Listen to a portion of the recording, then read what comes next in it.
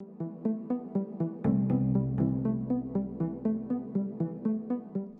welcome back. When an older adult, your parents or spouse or someone else you love needs a lot of care and can't be alone, there are decisions to be made. Joining us to talk about all of that is Michelle Lovett from Audubon Care Homes. Thanks for joining us. Absolutely, glad to be here. And I'm sure that you've seen it, where people have tried and they just haven't been able to do it by themselves to take care of a loved one. And so there have to be other arrangements made. And we know nursing homes and facilities and things like that. But there are also specialty, which Audubon Care Homes is. So I guess there's a difference, but it's still the same, where you're helping somebody else take that burden of just the day-to-day off of them, right, so they don't wreck their relationships and ruin their own health. Really. Absolutely.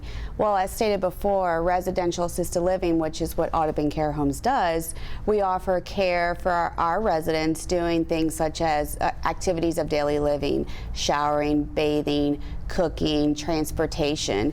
But not just the care, we offer so much more. And like you mentioned, the support to the loved ones, the primary caregivers that have that burden of taking care of their loved one. So now they have the support and the care for their loved one when they have their family member live with us in one of our homes. And this is small. It's not a lot of people. Explain just briefly. So our homes are in a residential neighborhood on a residential street for 10 elderly residents living together, and it's like a little family. I kind of think of it as the Golden Girls, Love that. It is so much fun. My husband and I just love going and hanging out with our residents, seeing how they're doing. We don't necessarily have to go there and do anything, but we just want to go in, see what they're up to on that specific day. But we just love that it's like a small family rather than something in a large facility that you may see in a nursing home or a large, what we call a big box facility.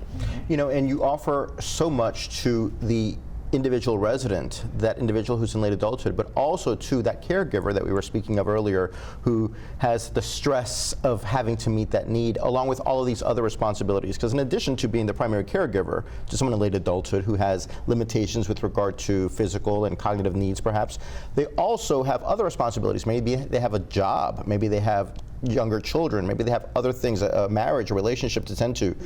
And so having to divide themselves, the relief that this must offer to that caregiver. Tell us more about that. So more often I have a stressed daughter, or we call her daughter Judy, come in and take a tour, and she just looks exhausted, because she's been doing a lot of shift work or keeping up with some caregivers that come into their home that maybe not show up, so they have to fill in that need. And whenever they come to us, they see the house, they see how happy the residents are, the relief immediately is taken off.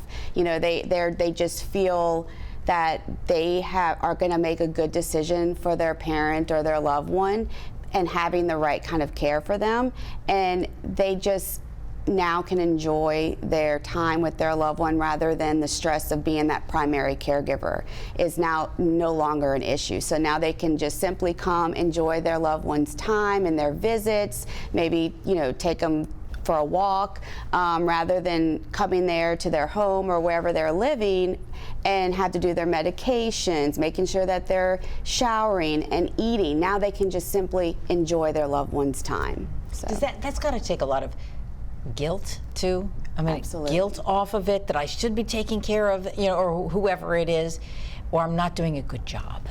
Caregiver guilt is very common. We always want to do the best for our parent. They raised us. We want to make sure that we give them the best possible care. But if you're making the right choices for them, giving them a place that they can get their needs met, and the support that they need as a primary caregiver, it's a slam dunk. It's a great thing for everybody in the family. Because often I think there can be, and at first hand, not with my parents, but I saw my mom taking care of my grandparents, and there is sometimes resentment, and there is a little bit of Alzheimer in the beginning, and anger, just from my grandmother who didn't understand. you Right. know? And I see this all the time. I see that the strain, the resentment in the relationship, you know, the family member says, well, you know, they're pretty demanding in what they need, or they're just not very happy. And whenever they move their loved one into one of our homes, all that kind of goes away. And now they see that their loved one isn't exactly what they may have thought they were needing. You know, they're no longer depressed. They're socializing with their, you know, roommates per se, and they're much happier, and they're like, wow, my mom or dad is a completely different person. It's because now that stress of being the primary caregiver or your child being your primary decision maker is now no longer an issue, and they can just enjoy life. And this is just what's popping into my mind as I hear you talk about this, that I wonder if for that primary caregiver, when they are caregiving for their loved one, they're bathing them, they're taking them to the restroom, they're feeding them, and so they're just getting tasks done, and they're not really engaging in a meaningful way. Whereas when they are in this type of residential facility, that they're able to have those daily needs met by someone else. And when they are with them, when they go to visit, when they take them to go do something, they're in relationship, they're engaging in relationship and not meeting daily basic needs. Right, and that it makes a huge difference in that relationship, and you just kind of see them flourish and kind of see the relationship change. And that's really what it's all about for us, is we want to make sure that their loved ones' needs are met, but also they are happy in their decision that they sought the right care for their loved one. We just really enjoy everything that we do at Audubon Care Homes. We have family day parties, and the families get to come and, you know, for Christmas, kind of do things with them that they weren't able to do before because they were just completely stressed. Or have a birthday party for them. Have them, you know, Come cake over and for coffee. come over for coffee. Things that they were never able to do before, they can now enjoy, you know, the golden years of their loved one. You know, I think about this is some people don't see it as a step back toward independence almost, where you are by yourself. You're in your own room. No, your daughter, your son isn't coming in to try and help you, you know, or whatever. So you really have your own space, and you can be friends again. You can be mom again or dad again. Yes. Yeah, having their independence. We love to give them some sort of independence. We let them make decisions on what kind of drink they would like to have with their lunch today. You know, some things that maybe the loved one said, you can't have any sugar in your tea today. And if they want to have a little bit of sugar, let them enjoy it. Let them enjoy their golden years. Let them have that pizza.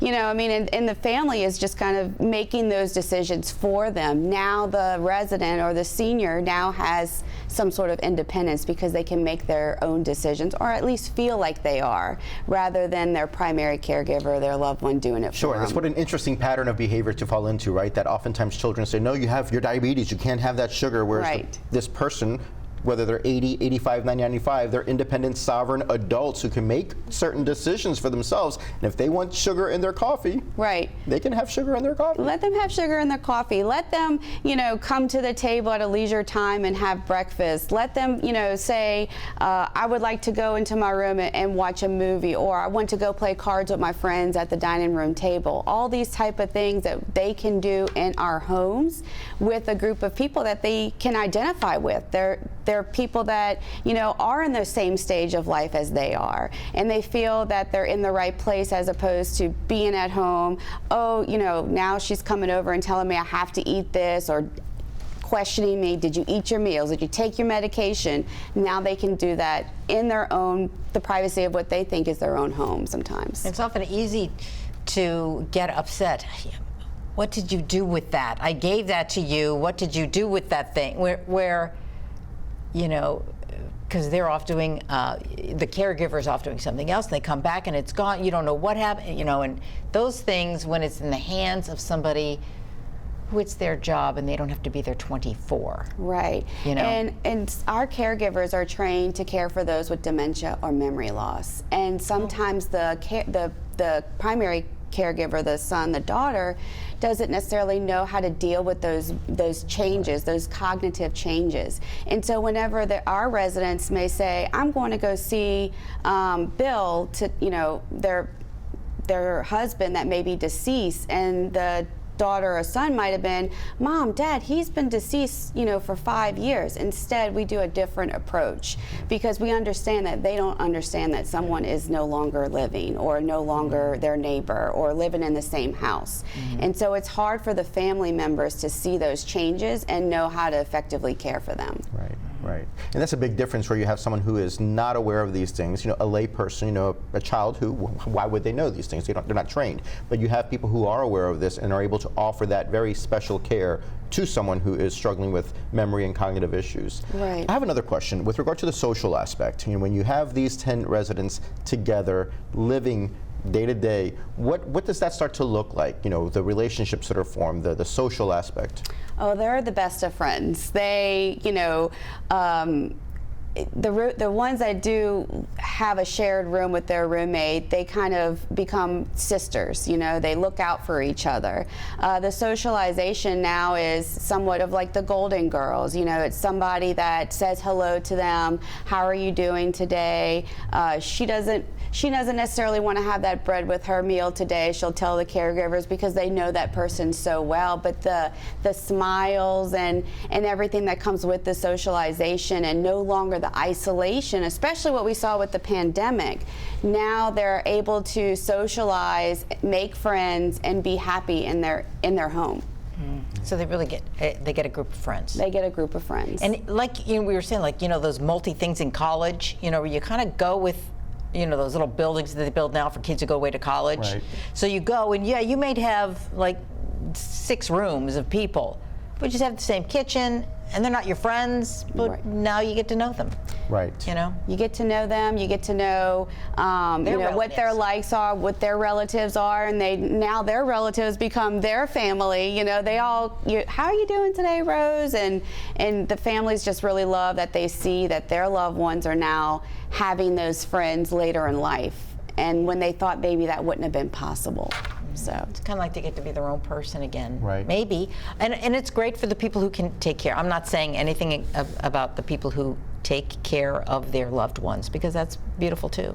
It's you a know, if you hard can make it job. work, but Yep. it is hard. it is hard And stressful. options. There are options. Good options. There's good options out there. You know, it's scary making that decision for your loved one.